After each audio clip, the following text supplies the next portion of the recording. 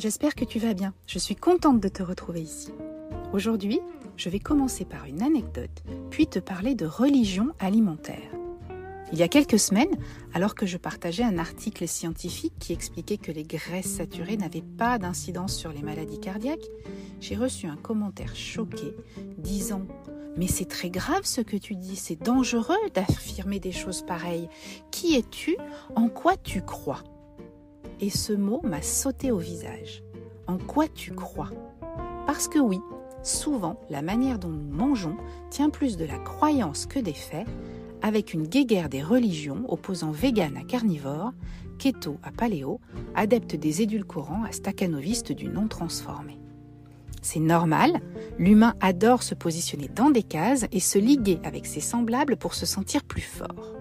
Ça transparaît d'ailleurs au travers des communautés qui se créent autour des différentes alimentations sur les réseaux sociaux. Et clairement, moi aussi, je crois en certaines choses que je vais te partager tout à l'heure. Tu ne me connais pas ? Je m'appelle Sophie Gironi, je suis coach en nutrition et tu écoutes mon podcast Autour d'un café gras, dans lequel je parle de perte de poids et de bien-être en général et d'alimentation réduite en glucides en particulier. As-tu déjà remarqué, alors que la plupart des spécialistes qui prêchent la réduction des glucides s'insurgent, moi la première, contre les croyances délétères qu'on nous assène en nutrition depuis des décennies sur les méfaits du gras et le bienfait des céréales, as-tu remarqué donc que nous avons tendance, malgré tout ça, à vouloir croire aveuglément de nouvelles théories alors qu'elles ne sont pas forcément plus valables que les précédentes? On voit ainsi se créer de nouveaux courants, quasi religieux, avec d'un côté les adeptes du taux lipide, de l'autre les adeptes de la limitation des protéines, ou encore des illuminés de la cétose absolue. Et je m'inclus dans le lot, avec mes croyances. Je n'ai pas la prétention de croire que ce que je crois est la vérité, mais j'y crois. Ce qu'il faut bien comprendre, c'est qu'il n'y a pas de vérité en nutrition.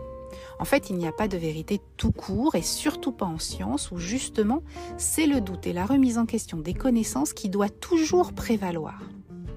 On trouve autant d'études sur les méfaits du gras que sur ses bienfaits, autant d'études sur la nécessité de consommer des glucides que sur leur inutilité, autant de recherches sur les effets de la viande démontrant qu'elle est cancérigène que d'autres démontrant qu'elle est primordiale. Pourquoi ?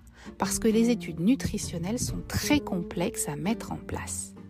Impossible de créer des échantillons représentatifs de plusieurs milliers de personnes et de les étudier à très long terme tout en ayant une maîtrise totale de leur environnement, de leur alimentation globale, de leur mode de vie. Au mieux, les résultats sont tirés d'expériences à court terme ou d'essais sur des rats, au pire, sur du déclaratif. C'est ainsi qu'on se retrouve avec des études permettant de corréler des faits qui deviennent des vérités en matière de causalité. Un peu comme si on disait que 90% des décès se produisant à l'hôpital, c'est l'hôpital qui est en cause dans 90% des décès. C'est débile, Pourtant, c'est ce qu'on affirme quand on dit par exemple que les gens qui souffrent de cancer colorectal consommant plus de viande rouge que la moyenne, c'est forcément la faute de la viande. Alors qu'au final, c'est aussi et surtout parce que les gens qui font attention à leur santé, qui ne fument pas, qui ont une très bonne hygiène de vie, ont tendance à écarter la viande rouge parce qu'elle est considérée à tort comme délétère. C'est une croyance bien plus que des faits, parce qu'aucune étude ne sera en mesure de prouver que des gens qui auraient une très bonne hygiène de vie toute leur vie, tout en consommant de la viande rouge toute leur vie, seraient plus ou moins sujets au cancer colorectal. D'ailleurs, depuis, d'autres études semblent démontrer que c'est surtout la consommation de viande transformée, donc de charcuterie, saucisses et autres salamis qui seraient en cause. Et même si ça paraît très crédible, on oublie aussi que les gens qui consomment plus de viande rouge et de charcuterie sont également ceux qui les accompagnent plutôt avec des frites et une bière qu'avec du brocoli. Bref, ce n'est qu'un exemple parmi d'autres. Tout ça pour arriver à la réponse à cette question. En quoi tu crois ? Parce que oui, au final, moi aussi j'ai quelques croyances en nutrition qui s'appuient sur des faits, des études, des expériences, des constatations que j'ai faites au cours de ces 17 années à m'intéresser à l'alimentation et à son impact sur le métabolisme. Mais qui restent des croyances. Et bien entendu, mes croyances ont évolué et évolueront encore parce que je garde l'esprit ouvert et que chaque jour, je constate au travers des personnes que j'accompagne à quel point tout le monde est différent. mais ça reste des croyances. En quoi je crois donc ? Je crois en l'importance d'une alimentation saine, variée et individualisée. Parce que nous sommes tous différents et qu'une seule et même manière de manger ne peut pas fonctionner pour tout le monde. Je crois en l'éviction maximale des produits transformés. Depuis les huiles trans aux céréales raffinées, en passant par les édulcorants et les farines de substitution, parce qu'elles restent inflammatoires. Je crois en la diminution des glucides que nous consommons de manière bien trop importante depuis quelques décennies, sous forme de pain, pâtes, pizza, pâtisseries et autres snacks, glaces, crèmes dessert et barres de céréales.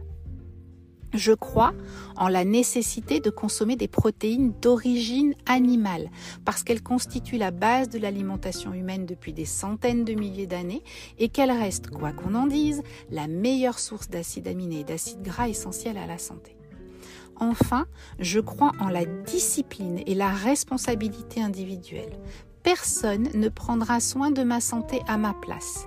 Et si l'on n'est pas responsable de ses problèmes métaboliques, on est toujours responsable des actions qu'on mène pour tenter de les résoudre.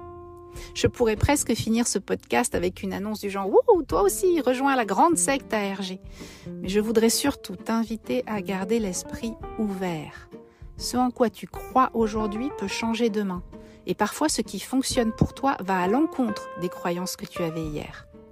Ce qui compte, ce n'est pas de t'inscrire dans telle ou telle mouvance, dans telle ou telle communauté, dans telle ou telle religion alimentaire.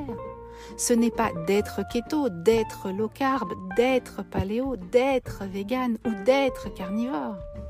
Ce qui compte, c'est de trouver ce qui fonctionne pour toi, ce qui permet à ton métabolisme de fonctionner correctement. Peu importe s'il faut que tu consommes plus de glucides que ce qu'on croit être la limite en cétogène ou moins de lipides que ce qu'on croit être optimal. Parce que ce n'est pas ce qu'on croit qui compte, mais bien ce qui marche. C'est tout pour aujourd'hui. Tu peux retrouver tous les épisodes de ce podcast sur les plateformes d'écoute en cherchant Autour d'un café gras. Et je les publie également sur YouTube. Pense à consulter mon site www.sophiegironi.coach où tu trouveras des liens vers toutes mes recettes, mon guide du débutant gratuit, des vidéos et des articles qui t'aideront à mettre en place ton alimentation réduite en glucides. N'hésite pas à me dire ce que tu as pensé de cet épisode en commentaire et à très bientôt.